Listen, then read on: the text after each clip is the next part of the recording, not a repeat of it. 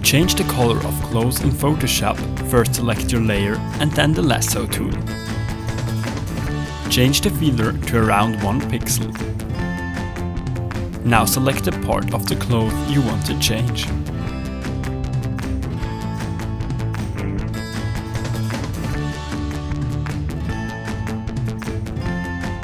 Right-click your selection and choose Layer via Copy.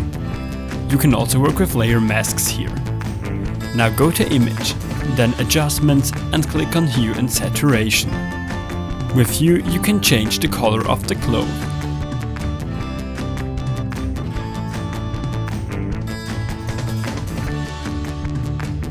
For some fine-tuning, you can go to Image, Adjustments and then to Color Balance. Hopefully this helps, and if you need additional information or tips and tricks, then check the description below. Good luck!